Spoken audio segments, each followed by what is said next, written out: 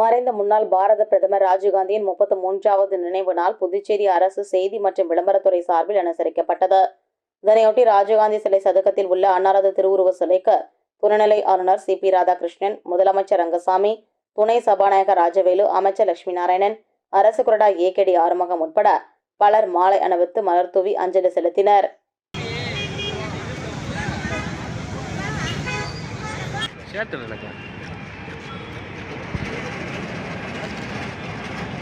மனித உயிர்களையும் மதிப்பீடுகளையும் அச்சுறுத்துகின்ற உளவுபடுத்தும் சக்திகளுக்கு எதிராக போரிடவும் நாம் உறுதி எடுத்துக் கொள்கிறோம்.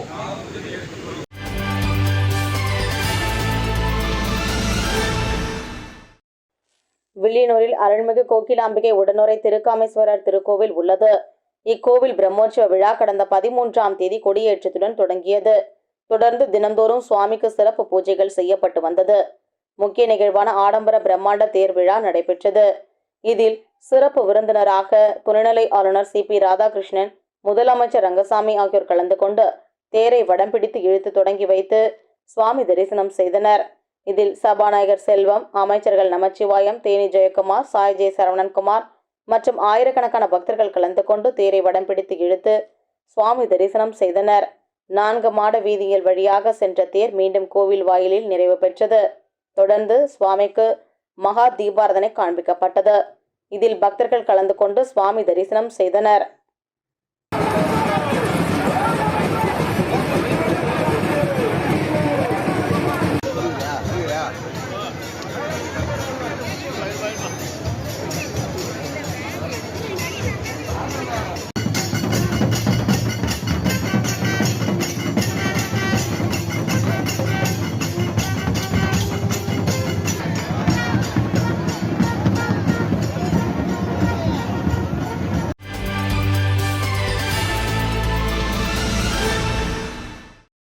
முன்னாள் பிரதமர் அமரர் ராஜீவ்காந்தியின் 33ஆம் ஆண்டு நினைவு நாள் நாடு முழுவதும் அனுசரிக்கப்பட்டது. இதன் ஒரு பகுதியாக சட்டமன்ற உறுப்பினரும் புதுச்சேரி மாநில மனிதநேய மக்கள் சேவை இயக்க நிறுவன தலைவருமான நேரு என்கிற குப்புசாமி மறைந்த முன்னாள் பாரத பிரதமர் அமரர் ராஜீவ்காந்தியின் திருவுருவ சிலைக்கு மாலை அணிவித்து மரியாதை செலுத்தினார்.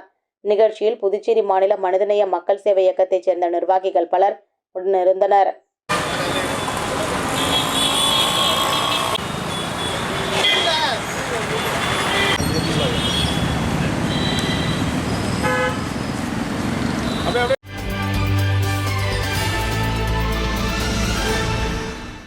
புதுச்சேரி மாநில மனிதநேய மக்கள் சேவை இயக்கம் சார்பில் சட்ட மாமேதை அண்ணல் அம்பேத்கர் பிறந்தநாள் விழா அய்யனார் நகரில் உள்ள மனிதநேய மக்கள் சேவை இயக்க தலைமை அலுவலகத்தில் அலங்கரித்து வைக்கப்பட்டுள்ள அன்னாரின் திருவுருவ படத்திற்கு உருளையன்பேட்டை தொகுதி சட்டமன்ற உறுப்பினரும் மனிதநேய மக்கள் சேவை இயக்க நிறுவன தலைவருமான நேரு என்கிற குப்புசாமி தலைமையில் மலர் தூவி அஞ்சலி செலுத்தும் நிகழ்ச்சி நடைபெற்றது.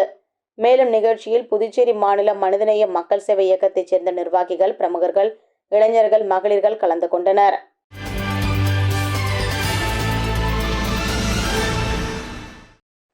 வில்லியனூரில் திருக்காமேஸ்வரர் ஆலய தேர் திருவிழா நடைபெற்றது. இதனையொட்டி வில்லியனூர் மாட வீதியில் 15வது ஆண்டாக பாஜக பிரமுகர் சம்பத் ஏற்பாட்டில் அன்னதானம் வழங்கும் நிகழ்ச்சி நடைபெற்றது. இதில் உள்துறை அமைச்சர் நமச்சிவாயம் கலந்து கொண்டு விழாவிற்கு தலைமை தாங்கி பொதுமக்களுக்கு அன்னதானம் வழங்கி நிகழ்ச்சியை தொடங்கி வைத்தார். இந்நிகழ்ச்சியில் சிறப்பு அழைப்பாளர்களாக கண்ணபிரான், ஏகாம்பரம், ராமதாஸ், சுரேஷ், பழனி, ரமேஷ் ஆகியோர் கலந்து கொண்டனர்.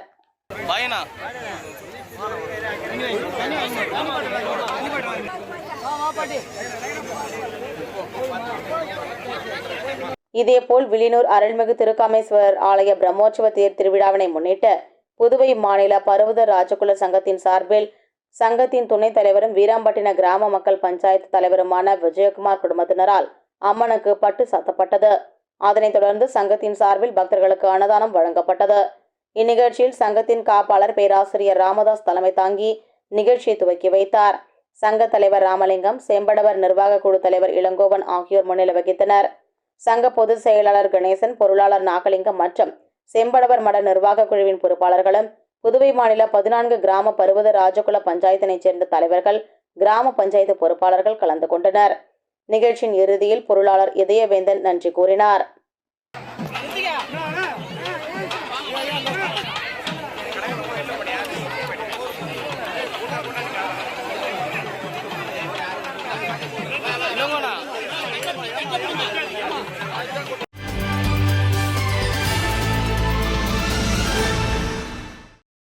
மறைந்த முன்னாள் பாரத பிரதமர் ராஜீவ்காந்தி நினைவு தினத்தை முன்னிட்டு புதுச்சேரி புரொஃபஷனல் காங்கிரஸ் தலைவர் கிருஷ்ணபாரதி தலைமையில் முன்னாள் முதல்வர் நாராயணசாமி முன்னிலையில் இரத்த தான முகாம் நடைபெற்றது.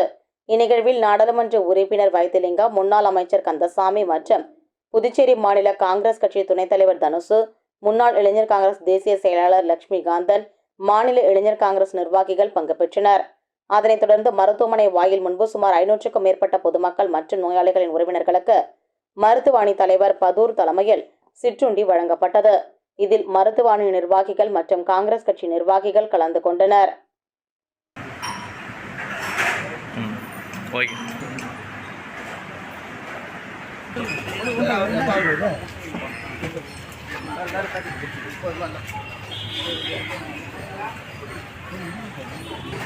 ஃபுல் பிரைட்னஸ் ஏன்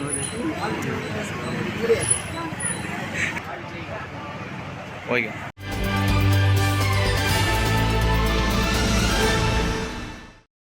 திண்டிவனம் அடுத்த ஔவையார்குப்பம் கிராமம் ஸ்ரீ எல்லையம்மன் ஆலய பிரம்மோற்சவ விழாவின் திருக்கல்யாணத்தை முன்னிட்டு வண்ண மலர்களால் அலங்கரிக்கப்பட்ட ஸ்ரீ ஜமத்கனி முனிவர் மணமகனாக ஸ்ரீ எல்லையம்மன் ஸ்ரீ ரேணுகாம்பாள் அலங்காரத்தில் மணமகளாகவும் அலங்கரிக்கப்பட்டனர். முன்னதாக ஸ்ரீ ஸ்ரீனிவாச பெருமாள் ஆலயத்தில் இருந்து தாம்பூல சீர்வரிசை பொருட்கள் பக்தர்களால் ஊர்வலமாக கோயிலுக்கு எடுத்து வரப்பட்டன. அதனைத் தொடர்ந்து கணபதி பூஜை, கலச பூஜையும், காப்புக்கட்டு வைபவம், பூநூல் அணிவிக்கும் நிகழ்ச்சியும் நடைபெற்றன. தொடர்ந்து ஸ்ரீ ரேணுகா பரமேஸ்வரி அம்மனுக்கு மங்களநாள் அணிவிக்கும் நிகழ்ச்சி நடைபெற்றது. தொடர்ந்து மின் விளக்குகளால் அலங்கரிக்கப்பட்ட சிறிய தேரில் விநாயகர், அதனைத் தொடர்ந்து பெரிய தேரில் ஸ்ரீ ரேணுகா பரமேஸ்வரியாக காட்சியளித்த எல்லையம்மனுக்கு கற்பூர ஆரத்தி காண்பிக்கப்பட்டது. திருத்தேர் கிராம வீதிகள் வழியாக சென்று கோவிலை வந்தடைந்தது.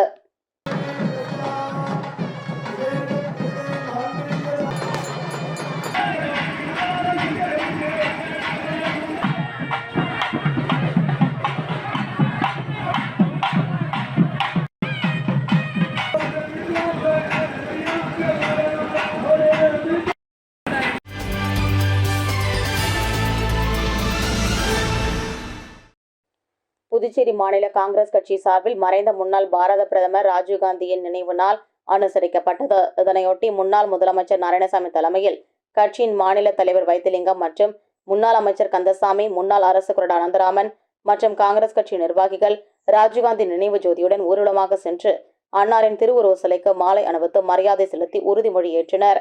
இதனைத் தொடர்ந்து மாணவர் காங்கிரஸ் சார்பில் ஏராளமான காங்கிரஸ் கட்சியினர் ராஜீவ்காந்தி ஜோதியுடன் ஸ்ரீபெரும்புதூர் புறப்பட்டுச் சென்றனர்.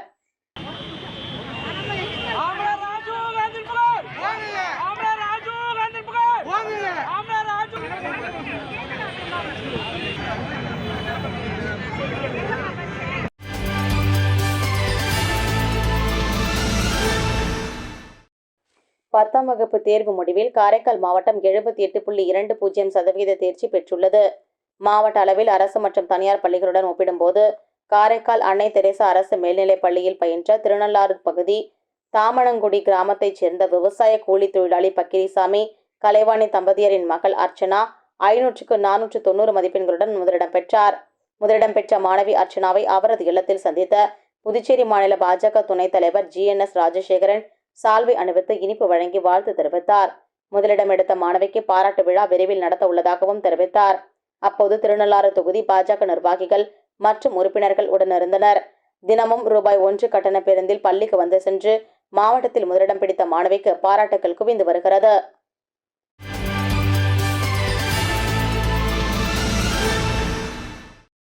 வில்லியனூரில் அருள்மிகு கோகிலாம்பிகை உடனுரை திருக்காமேஸ்வரர் ஆலய தேர் திருவிழாவினை முன்னிட்டு தமிழக வெற்றிக் கழகம் சார்பில் பக்தர்களுக்கு நீர்மோர் மற்றும் அன்னதானம் வழங்கும் நிகழ்ச்சி நடைபெற்றது.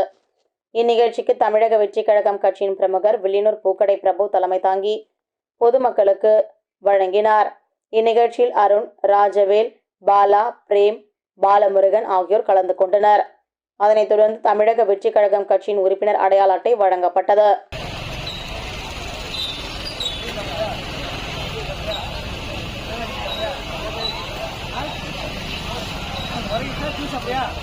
இதேபோல் வில்லியனூரில் பிரசித்தி பெற்ற திருக்காமேஸ்வரர் ஆலய தேர் திருவிழா நடைபெற்றது.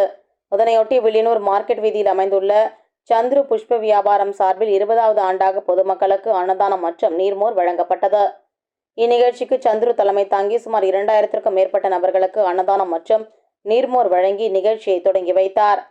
இந்நிகழ்ச்சியில் பாரதி, பிரபு, சுப்பராயலு, விநாயகம் உட்பட முக்கிய பிரமுகர்கள் பலர் கலந்து கொண்டு பொதுமக்களுக்கு அன்னதானம் வழங்கினர்.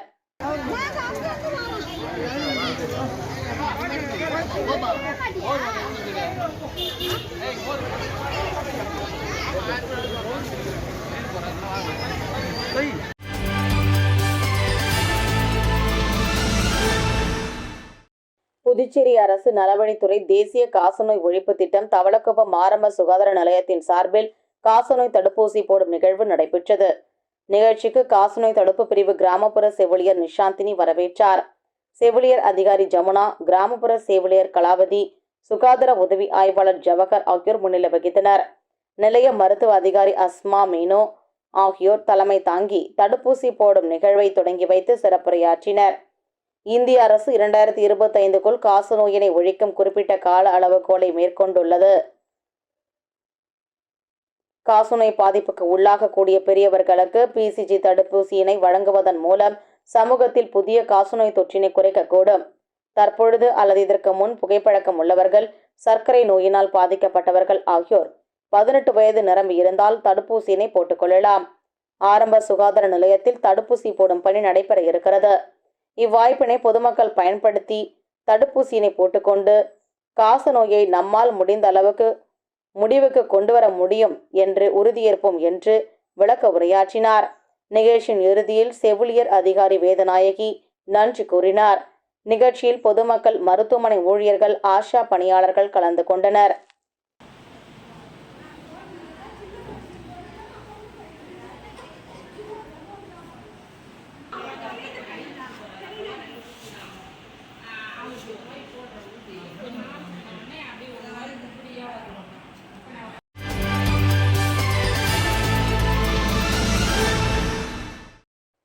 சேதராப்பட்டு பகுதியில் அமைந்துள்ள அருள்மிகு ஸ்ரீ செங்கழநீரம்மன் ஆலய பிரம்மோற்சவ உற்சவ விழா நடைபெற்று வருகிறது. 10 நாட்கள் நடைபெறும் பிரம்மோற்சவ விழாவின் முக்கிய நிகழ்வாக நந்தவனம் பூந்தோட்டம் அழித்தல் நிகழ்ச்சி நடைபெற்றது. இதில் ஆப்பிள், சாத்துக்குடி, திராட்சை, வாழை, பலா, பனைமரம், மாமரம் உள்ளிட்ட பல்வேறு மரங்கள் வைத்து நந்தவன பூந்தோட்டம் அழித்தல் நிகழ்ச்சி நடைபெற்றது. தொடர்ந்து செங்கழநீரம்மன் சுவாமி வீதி உலா நடைபெற்றது. நிகழ்ச்சிக்கான ஏற்பாட்டினை உபயதாரர்கள் தங்கராசு, ராமு, ஆலய நிர்வாகத்தினர் மற்றும் சேதராப்பட்டு பொதுமக்கள் ஆகியோர் செய்திருந்தனர். நிகழ்ச்சியை முன்னிட்டு சேதராப்பட்டு ராமு ஏற்பாட்டில் அன்னதானம் வழங்கப்பட்டது.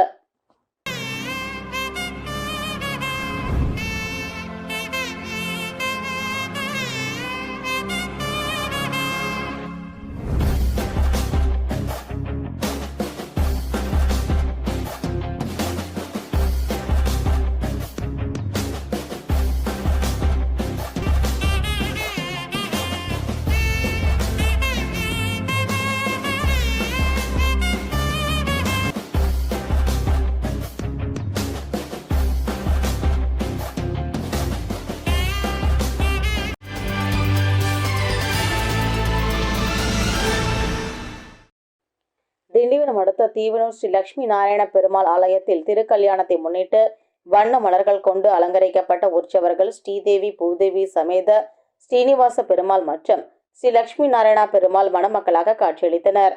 முன்னதாக ஆலய அறங்காவலர் ஸ்ரீ முனுசாமி இல்லத்தில் இருந்து தாம்பூலம், சீர்வரிசை பொருட்கள் பக்தர்களால் ஊர்வலமாக ஆலயத்திற்கு கொண்டு வரப்பட்டன.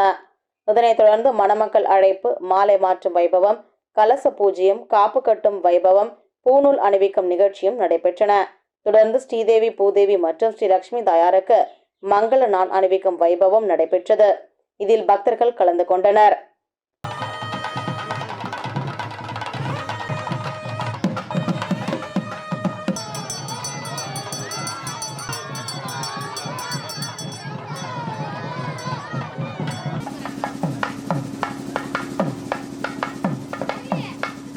இதேபோல் திண்டிவனம் அடுத்த வைரம்பேட்டை அருள்மிகு ஸ்ரீதேவி பூதேவி சமேத பிரசன்ன வெங்கடேச பெருமாள் ஆலயத்தில் திருக்கல்யாண விழாவை முன்னிட்டு சீர்வரிசை பொருட்கள் பக்தர்களால் ஊர்வலமாக ஆலயத்திற்கு கொண்டு வரப்பட்டன.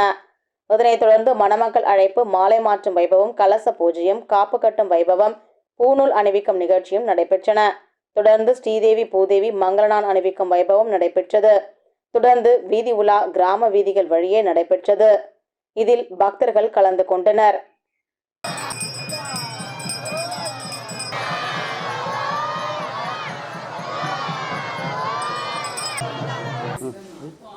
பாதாப்பாலையும் உப்பு உள்ளடங்கிய மாதிரி இருக்கா?